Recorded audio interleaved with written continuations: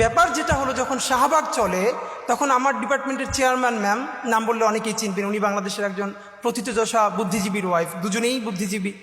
তো পুরো ক্লাসে 280 জন, তখন আমরা সেকশন ভাগ হয় নাই, আমার মাথায় টুপি আর 3-4 জন। তো ক্লাসে পড়া জানানোর জন্য আমাকে ম্যাম জিজ্ঞেস করলে, এই হেফাজত দ্বারা, মানে আমাকে করে বলল। তো আমার ভীষণভাবে মনে আছে, এবং তিনি আমাকে বলেছিলেন হেফাজতের আমির, কারণ তখন তিনি জেন্ডার অ্যান্ড উইমেন কোর্সটা পড়াচ্ছিলেন এবং সেখানে নারীর অধিকার নাই এই ব্যাপারে সিডো নিয়ে পড়াচ্ছিলেন। তো সেসব নিয়ে আমরা আলাপ করতাম। তো এরপরও আমি একটা কথা বলে রাখি, ঢাকা ইউনিভার্সিটি সম্ভবত অন্য সব জায়গা থেকে এটুকুন কারণেই ভিন্ন যে সেই প্রচণ্ড উত্তাল সময়েও আমরা ডিপার্টমেন্টে এটা নিয়ে তর্ক করতে পারতাম টিচারদের সাথে, খুব অল্প মানুষ হলেও। এটুকুন অন্তত সত্য স্বীকার তো করতে হবে। তা আমার মনে আছে এরপর থেকে ম্যাডাম আমাকে 2-3 দিন ভিন্ন ভিন্ন কারণে ফোন, মানে একদিন আমরা বড় মিটিং করছি, বলছে ভিতরে কে, আমি বললাম ম্যাডাম আমি হেফাজতের আমির। এরপর ম্যাডাম যতদিন আমাকে জিজ্ঞেস করেছেন আমি আমাকে পরিচয় দিয়েছি আমি হেফাজত। এর মানে আমি ভাবলাম যে তখন তো আমরা এত ম্যাচিউর না, বা এখনও আমরা তো ম্যাচিউর না, কিন্তু ঠিক আমাকে যেটা দিয়ে আমার আইডেন্টিটি নষ্ট করে ফেলতে চায় মানুষ, সেটাকে যদি আমি দৃঢ়ভাবে ধরে রাখার মতো সাহস করি, আল্লাহ সহজ করেন। যখন আমাদেরকে হেফাজত বলে গালি দেওয়া হয়েছে, আবারও আমি বলি, হেফাজতের 13 দফা নিয়ে আমার নিজের অনেক প্রশ্ন আছে, আমার অনেক আপত্তি আছে।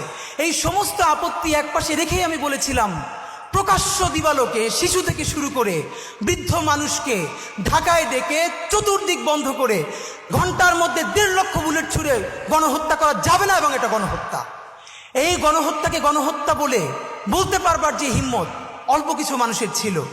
তো যেটা হয়েছে এবার দেখেন, তখন যেই হেফাজত বলার মতো আমাদের হিম্মত আল্লাহ দিয়েছিলেন, আজকে বাংলাদেশে 2024-এ সেই আবারও করে কারা রাজাকারের সন্তান, রাজাকারের নাতিদেরকে দিব, তখন আমরা তুমি কে আমি কে, রাজাকার রাজাকার এই কথা বলে, মানে আমাকে দিয়ে দেখে তুমি আমাকে আইডেন্টিটি ক্রাইসিস তৈরি করো, আমাকে ভিকটিম করো, আমার মানবিক মর্যাদা ভুলুণ্ঠিত করো, আমি সেটা তো তোমার, আমি রাজাকার তো তুই কি, এই কথা বলেই কিন্তু আমরা রাজপথে নেমে এসেছিলাম এবং মসনদ ভেঙে গেছে। আমি এখানে এসে আমার 2টো স্মৃতি দগদগে খুব মনে পড়ছে। প্রথমত আল্লামা মামুনুল হক, ওনার সাথে আজকে ফিজিক্যালি আমার প্রথম দেখা।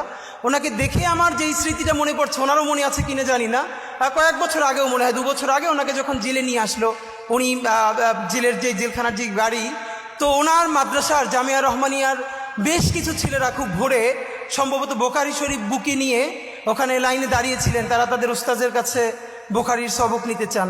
তো উনি সেই জেলের গাড়ির মধ্য থেকে বলছেন, এই পড়া ছাড়বা না, এইভাবে পড়বা। আমি ভাবি আসলে এই যে মাদ্রাসার শিক্ষা, মাদ্রাসার শিক্ষক ছাত্র জুলুম, এ নিয়ে তো প্রচুর কথা বলি, কিন্তু সত্য কথা এই পরিবেশটা আসলে বোঝা যায়, মানে রুহানিয়াত এমন জিনিস, মানুষ নিজের চেয়ে নিজের উস্তাদকে ভালোবাসতে পারে, এটা মনে হয় সম্ভবত খুব কাছ থেকে না বুঝলে আসলে না চিনলে মানুষ বুঝবে না। তো শিক্ষক উনি যখন বলছেন যে এরকম পড়তে শুরু করবা, পড়া ছাড়বা না, তখন সেই ছেলেগুলো বুকে বোখারি শরীফ জড়াই ধরে কাঁদতেছে রাস্তার মধ্যে, হ্যাঁ হুজুর এটা শুনবো। তো এই সময়টা আমার খুব মনে পড়ছে। আর আজকে এখানে এসে আপনাদের কাছে শুধু একটা কথা বলতে চাই, বিনীত অনুরোধ। আপনারা দেখেছেন যে আমরা 3টে গণহত্যার কথা সবসময় একসাথে বলি। আমরা বলি জুলাই, পিলখানা ও শাপলা গণহত্যা। আমরা যতবার বলেছি জুলাই নিয়ে কমিশন হয়েছে, অনেক সমালোচনার পরে পিলখানা নিয়েও একটা কমিশন করা হয়েছে। যদিও বলে রাখি সেই পিলখানার প্রকাশ্য প্রতিবেদন আসবে কিনা আমরা জানি না, কিন্তু ঠিক কোন কারণে শাপলা নিয়ে এখন পর্যন্ত একটা গণহত্যা কমিশন করা যায় নাই? তাহলে এই শাপলার রক্ত কি রক্ত বলে মনে হয় না?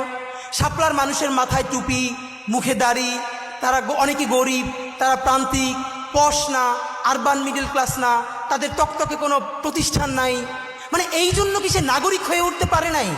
তার রক্তের কি 1 ফোঁটা দাম নাই? আমরা হাজারবার, ইভেন ডক্টর ইউনূস সাহেব একবার দেখলাম জাতিসংঘকে অ্যাড্রেস করে বলছেন যে আপনারা আসেন, আপনারা এখানে শাপলার প্রতিবেদন, শাপলা নিয়ে তদন্ত করেন। এরপরে আর কেউ কথা বলছে না। আপনাদের কাছে আমার শুধু একটা দাবি, অনেকে বলেছে যে আমরা যে ইনসাফের রাষ্ট্র বলি, ইনসাফের সমাজ যে কায়েম হচ্ছে এটা বুঝবো কিভাবে? এটার আমি প্রথম বলেছি, যেদিন শাহবাগ, সমস্ত শাহবাগ দাঁড়িয়ে প্রকাশ্য ক্ষমা চেয়ে শাপলার বিচারের জন্য রাস্তায় নামবে, সেই দিন বাংলাদেশে যে ইনসাফ কায়েমের প্রারম্ভ হয়েছে সেটা আমরা বুঝতে পারবো। এইখানে যাদেরকে আমরা দেখছি এরা তো শাপলার ভিকটিম। তো শাপলার বিচার কি শুধু শাপলার ভিকটিমরা চাইবে? শাপলার বিচার কি শুধু যার বাবা শহীদ হয়ে গেছে সে চাইবে? শাপলার ভিকটিম কি শুধু মাদ্রাসার ছেলেগুলোরই চাইবে? তাহলে বাকি যারা বাংলাদেশের নাগরিক, তাদের কি শাপলার বিচার লাগবে না?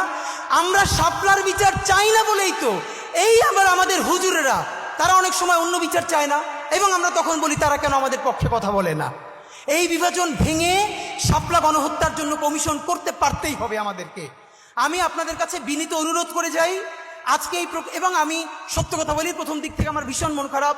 আমি কওমি অঙ্গনের সাথে অনেকের কাছে বলেছি, বিচারও দিয়েছি দাবি নিয়ে, অধিকার নিয়ে, যে প্রায় জুলাই 10 মাস হয়ে গেল এখন পর্যন্ত ইভেন হেফাজত থেকে শাপলা নিয়ে বড় কোনো প্রোগ্রাম নাই কেন? আমরা ছোট পরিসর থেকে, আমরা তো আমাদের মতো করে বলবো, আমরা তো ধর্মীয় দৃষ্টিকোণ থেকে না বলে আমরা একটা ন্যাশনাল ইন্টারেস্টের জায়গা থেকে বলি। হেফাজতকে আমরা ধর্মীয় গোষ্ঠী মনে না করে আমরা তাদেরকে নাগরিক কাউন্ট করে বলবার চেষ্টা করি, কিন্তু তাকে তো অনেক ফোর্স থেকে অনেক জায়গায় বলতে হবে। তো অত্যন্ত ধন্যবাদ যে অন্তত শাপলা স্মৃতি সংসদ অফিসিয়ালি করা হলো, এইটা শুরু হলো।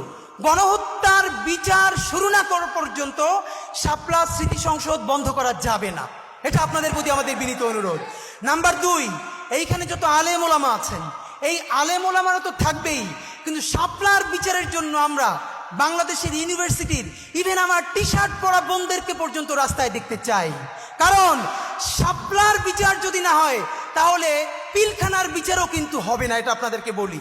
আর শাপলা গণহত্যা হচ্ছে সেই গণহত্যা যেই গণহত্যার লাশগুলো গুম করার মধ্য দিয়ে খুনি হাসিনা নিশ্চিতভাবে সাহস পেয়েছে মানুষ মেরে লাশ গুম করে দিলে তারপরে রক্ত যদি সব পানি দিয়ে ধুয়ে দেয় তবু তাকে করবার মতো এই বাংলার জমিনে কেউ নাই।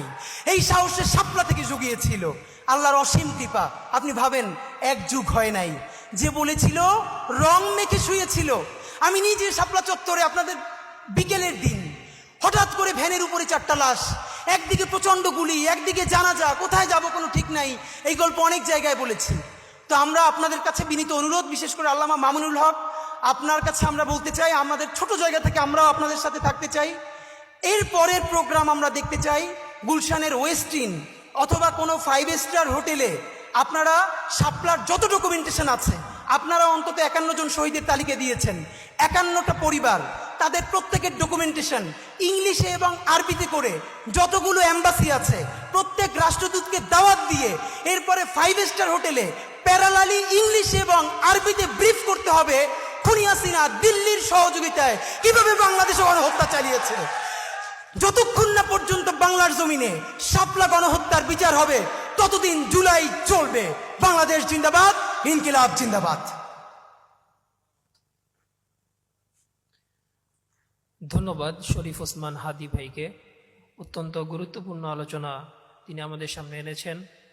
আজকে আমরা সেই কথা আবারও স্মরণ করছি আমাদের প্রাণপ্রিয় রাহবার আল্লামা মামুনুল হক দামাত বারকাতুহুম সেই পুলিশের যে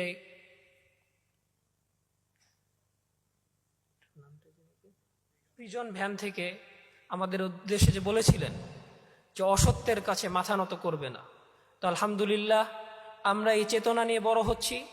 আমাদের এই পরবর্তী প্রজন্ম এই চেতনা নিজেদের পাথেয় হিসেবে গ্রহণ করেছে যে ইনশাল্লাহ আমরা কখনোই অসত্যের কাছে মাথা নত করব না।